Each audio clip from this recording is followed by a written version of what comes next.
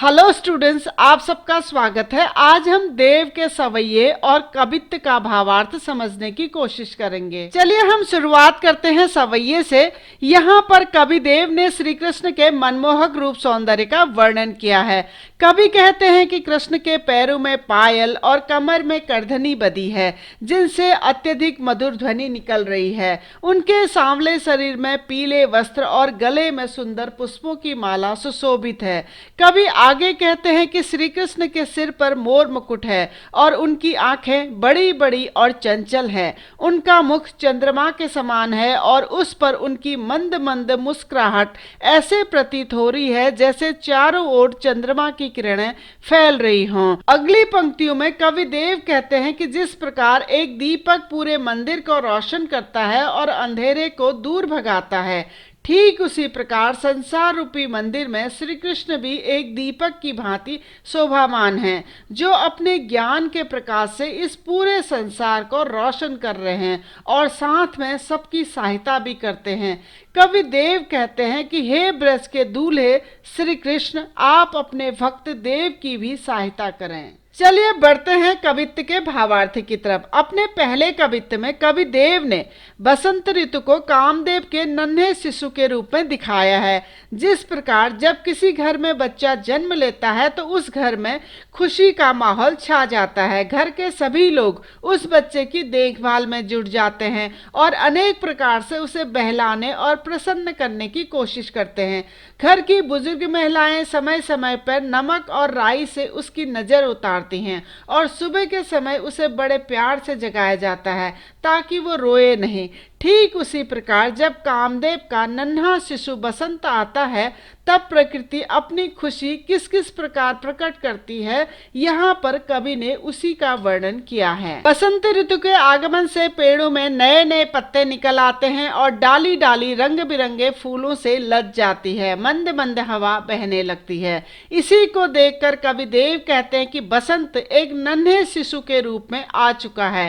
पेड़ों की डालियां उस नन्हे शिशु का पालना यानी झूला हैं और उन डालियों पर उगाए नए नए कोमल पत्ते उस पालने में बिछौने के समान है। रंग बिरंगे फूलों का ढीला ढाला वस्त्र उस नन्हे शिशु के शरीर में अत्यधिक शोभायमान हो रहा है। हवा उसके पालने को झुला रही है और मोर व तोते अपनी अपनी आवाज में उससे बातें कर रहे हैं।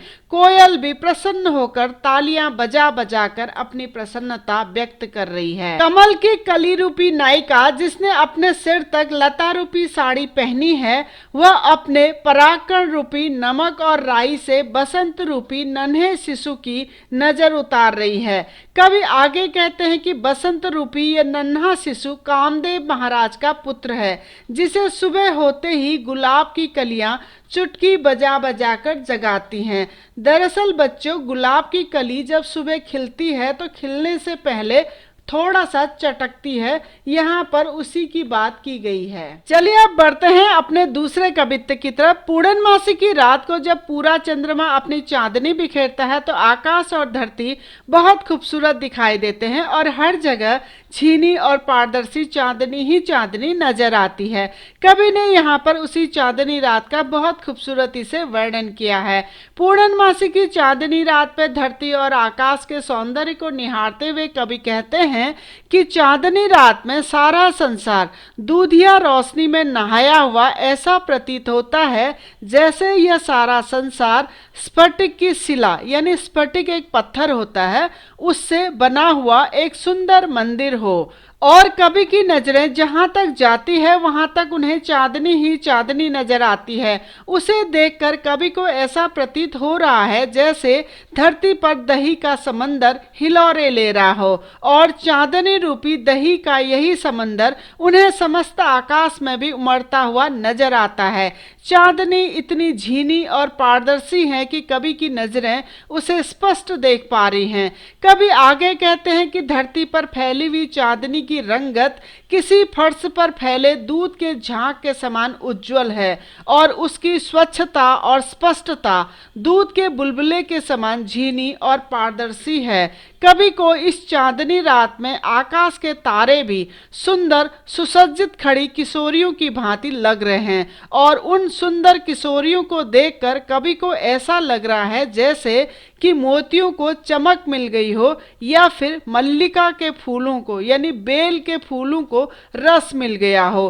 कवि कहते हैं कि संपूर्ण वातावरण इतना उज्जवल हो गया कि पूरा आकाश किसी दर्पण की भांति दिखाई दे रहा है जिसमें चारों तरफ रोशनी फैली हो और उस दर्पण में पूर्णमासी का चांद ऐसे प्रतीत हो रहा है जैसे वह चांद नहीं बल्कि राधा रानी का प्रतिबिंब हो। तो बच्चों, ये था हमारा सवैये और कवित्त का भावार्थ। आप इसी भावार्थ को और विस्तार से देखना चाहते हैं या कविता के काव्य सौंदर्य को देखना चाहते हैं तो आप हमारी वेबसाइट keepinspiringme.in में विजिट कर सकते हैं। डिस्क्रिप्शन में मैंने इसका लिंक दे दिया है।